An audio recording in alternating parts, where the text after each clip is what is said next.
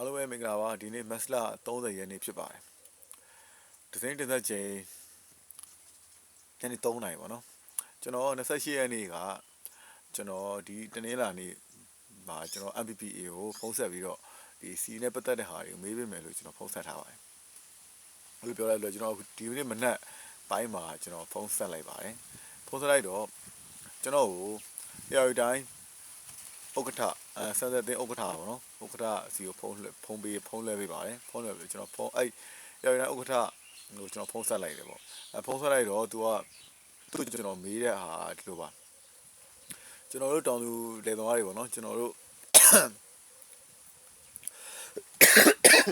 အချို့တွေကတော့ရေးလို့ပြီးပြီဆိုတဲ့အကြောင်းတွေကျွန်တော်ပြောတယ်ကျွန်တော်တို့ရောမှာ80အငိုင်လုံးလောက်ရေးပြီးပြီဆိုတဲ့အကြောင်းတွေကိုကျွန်တော်သူ့ပြောပြတယ်ပြီးလို့ရှိရင်ကျွန်တော်တို့ကဒီမိုးမလာခင်ကျွန်တော်တို့ဒီစက်တွေမောင်းရမယ်ပေါ့နော်အဲ့ကိစ္စလည်းကျွန်တော်ပြောလိုက်ပါတယ်အဲ့အတွက်အဲ့ဒါကြောင့်အဲ့အတွက်ကိုကျွန်တော်တို့စီတွေကိုဘယ်လိုမျိုးဟိုစီစဉ်ဆောင်ရွက်ပေးထားလဲဆိုတော့ကျွန်တော်မေးလိုက်ပါတယ်မေးလိုက်တော့သူကကျွန်တော်ပြောပါတယ်တကယ်တော့ကျွန်တော်တို့မျိုးနေရပါတော့မျိုးနေအောက်ကကျွန်တော်တို့ရကြီးဥက္ကဋ္ဌတွေနဲ့ကျွန်တော်တို့တောင်လေသမားတွေပူပေါင်းပြီးစင်းပြုစုတာနော်စင်းကြီးရွာမှာရှိတဲ့စိုက်ကတွေစင်းပြုစုမယ်ပြုစုပြီးတော့သူကဒီ9ရက်စာပေါ့ဒီတစ်ပတ်ကို9ရက်စာကုန်ကြမှုကိုစင်းပြုစုအောင်ဖြစ်ပါတယ်စင်းပြုစုပြီးတော့မျိုးနယ်ကိုတင်ရမယ်ပေါ့နော်မျိုးနယ်ကိုတင်ပြီးမျိုးနယ်ကနေတစ်ဆင့်ကျွန်တော်တို့ကြီးရွာကိုရောက်မယ်ပေါ့အဲ့လိုမျိုးအဲ့အတွက်ကျွန်တော်ဘာဆက်မေးထားလဲဆိုတော့ကျွန်တော်တို့ကြိုက်တဲ့အတွက်ကိုစီဘယ်လောက်ရထားလဲမေးလိုက်တဲ့ခါကျတော့စီကာလန်ပေါင်း8000ကျော်လို့ကျွန်တော်ပြောပါတယ်ခင်ဗျအဲ့တော့ဒီ CSC ကလည်း8000ကျော်တော့ကျွန်တော်ဒီစံသက်ဒီလေဘက်ဖို့3ပါလေဖြစ်3လောက်တယ်နောက်ပြီးတော့ဒီသူတို့ဝယ်ပေးနေပွဲသားတွေစီသမောတွေပေါ့နော်သူပွဲသားသမောတွေအတွက်လည်း SC က3ပါဖြစ်လောက်တယ်နောက်ပြီးတော့ကျွန်တော်တို့ရဲ့ဒီတောင်လေသမားတွေအတွက်လည်းပါတယ်ပေါ့နော်နောက်ပြီးတော့ကျွန်တော်နောက်တစ်ခုကျွန်တော်မေးထားတာကိုင်းတဲ့အတွက်ပါမူပင်တို့ဒီပတ်တနော်တို့အချို့ဒီကျွန်တော်တို့ဒီကြိုင်းလက်မှာလည်းရှိပါတယ်ဒီကိုင်းဆိုင်တွေပေါ့နော်ငရုတ်တို့ပြောင်းတို့ဆိုင်တဲ့လူတွေအတွက်ကိုလည်းကျွန်တော်မေးပေးထားပါတယ်ကျွန်တော်မေးထားလဲဆိုတော့သူတို့ကဒီတွေးတင်ရတယ်ပေါ့နော်တွေးမောင်းတင်ရတယ်အနေဆုံးတေကကိုကျွန်တော်တို့တနေကုန်တင်ရပေါ့တနေကုန်တွေးနေတယ်ဆိုလို့ရှိရင်2ခါလန်တစ်ခါရင်3ခါလန်အဲ့ဝင်းကျင်တော့ကုန်တယ်လို့ကျွန်တော်ပြောထားပါတယ်ဒါပေမဲ့သူတို့က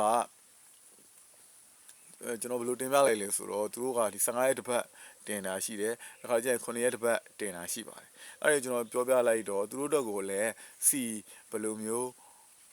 ခွဲဝေထားလဲလို့မေးလိုက်တော့အဲ့ဒီအတွက်တော့မပါသေးပါဘူးတဲ့လက်ရှိမှာတော့ဒီစံသဘာဝအတွက်အဓိကသူတို့ပေါ့နော်ဒီရထားတာကိုကျွန်တော်ပြောပါတယ်ခင်ဗျအဲ့ကြောင့်ကိုင်းသမားတွေအတွက်သူတို့မရထားဘူးပေါ့နော်အဲ့တော့ကိုကအဓိကတော့ကိုင်းသမား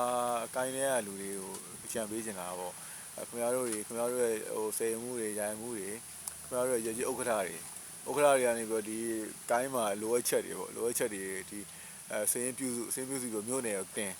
ပြလို့ရှိရင်တော့ခင်ဗျားတို့ဟိုရမယ်လို့တော့ကျွန်တော်တော့ယုံကြည်ပါတယ်ဘာဖြစ်လို့လဲဆိုအစိုးရကလည်းဒီစားနေရိတ်ခါအတွက်ကိုဒီအားခဲရမှာပေါ့နော်ဘာလို့ဒီကျွန်တော်တို့ဒီ73စီပြက်လိုက်တဲ့ကိစ္စနဲ့ပတ်သက်ပြီးတော့ကျွန်တော်တို့မြန်မာနိုင်ငံကြီးဒီစံတဘာစားနေရိတ်ခါပြက်လက်သွားဖို့နေထားရဖြစ်နေဘာဖြစ်လို့လဲဆိုတော့တောင်သူရဗျာနှစ်တိုင်းတစ်နေ့မှကျွန်တော်တို့ကအမြက်ကနဲနေရှုံးနေရများတယ်ဒီနေ့ကပိုရှုံးတာပေါ့ဗျာအဲဒါကြောင့်မလို့ဒီပြောချင်တာကတော့ဗောနော်တူတယောက်တည်းလုပ်လို့လည်းမရပါဘူးအကုန်လုံးပါဝင်ကူညီပြီးတော့ဟိုစီလုံးနဲ့အလုပ်လုပ်ပါအဲ့ဒါမှလည်းဒီတောင်သူလယ်သမားနဲ့ဒီကျွန်တော်တို့ရဲ့ဒီဝန်ကြီးဌာနတွေနဲ့ဗောနော်ဝန်ကြီးဌာနနိုင်ငံတော်အစိုးရနဲ့အသေးချာလက်တွဲပြီးတော့လုံမှကျွန်တော်တို့မြန်မာနိုင်ငံဟာဒီစံစပါးမပြက်လက်ပဲနဲ့အစဉ်ပြေချုံးဝင်မှာဖြစ်ပါတယ်နောက်ပြီးတော့လည်းကျွန်တော်တို့ရဲ့တောင်သူတွေကိုအစိုးရကနေသေချာလေးစပိုးရင်းပေးမှသာတောင်လေသမားတွေကလည်းဒီဆက်လက်ပြီးတော့လောက်ကင်နိုင်မှာဖြစ်ပါတယ်အဲဒါကြောင့်ဒီပြောချင်တာကတော့ဗောနော်ဒီအစိုးရနိုင်ငံတော်အစိုးရကောပြီးလို့ရှိရင်ဒီတောင်လေသမားတွေရောအကုန်လုံးကတော့စီလုံးနဲ့သေချာလောက်ကင်ဖို့လိုပါတယ်အဲကြောင့်နောက်ပြီးတော့လည်းကျွန်တော်ရဲ့ဒီတင်တဲ့ဗီဒီယိုတွေကိုပေါ့နော်like and share လေးလည်းလုပ်ပေးချင်ပါတယ်ကျွန်တော် YouTube မှာလည်းတင်တယ်ပေါ့နော် YouTube subscribe လည်းလာလုပ်ပေးကြပါလို့လည်းကျွန်တော်ပြောချင်ပါတယ်ဘာဖြစ်လို့အခုလိုပြောရလဲဆိုတော့အကျော်မြန်မာနိုင်ငံကဗျာဒီကျွန်တော်တို့အခုလိုမျိုးသေချာ လုံနေအကျိုးကိုကျိုးအတွက်မဟုတ်ဘူးဗျာအများအတွက်ပေါ့အများအတွက်လုံနေရလို့ဆိုမမြင်ဘူးဗျဒီမှာလည်းဘာမြင်လဲဆိုအဲ့လိုစမူသာကိစ္စတွေဒီပောက်ကရတွေဆိုလို့ရှိရင်တော့အကြည့်များတယ်ပေါ့ဗျာအဲ့ဒါကြောင့်မို့လိုအပ်တဲ့လူတွေစီကိုတော့ရောက်ရင်တော်ပါပြီ share တာလေအဓိကဟိုမလိုအပ်တဲ့လူတွေစီမရောက်လဲဘာမှမဖြစ်ဘူးပေါ့နော်အဲ့လိုသူတို့တနာလိုင်းသွားရကောင်လေသူတနာလိုင်းသူ့ကိုသွားပလိစေနောက်ပြောချင်တာကတော့ကျွန်တော်ဒီ MPPA မြန်မာနိုင်ငံစံသမားထုတ်လုပ်သူများအသင်းဝင်ဖို့လဲကျွန်တော်မေးထားပါတယ်အဲ့မှာသူကကျွန်တော် found နေပို့ပေးတယ်အဲ့ထဲမှာကျွန်တော်တို့လိုအပ်တာပေါ့နော်တောင်းလေသမားတွေအတွက်ကတော့ free ပါလိုအပ်တာပါလဲဆိုလို့ရှိရင်တော့ကျွန်တော်တို့ရဲ့တလက်မပတ်လေpassport ပုံဓာတ်ပုံ3ပုံပြနောက်ခံနဲ့နောက်ပြီးမှတ်ပုံနဲ့မိတ်တူရယ်ကျွန်တော်တို့ပုံစံခွန်မိတ်တူလိုအပ်ပါတယ်ခင်ဗျာအဲ့ဖောင်လေးကိုပြီးရင်ကျွန်တော်ဒီအဲ့ဖောင်လေးကိုဒီဖောင်လေးပေါ့နော်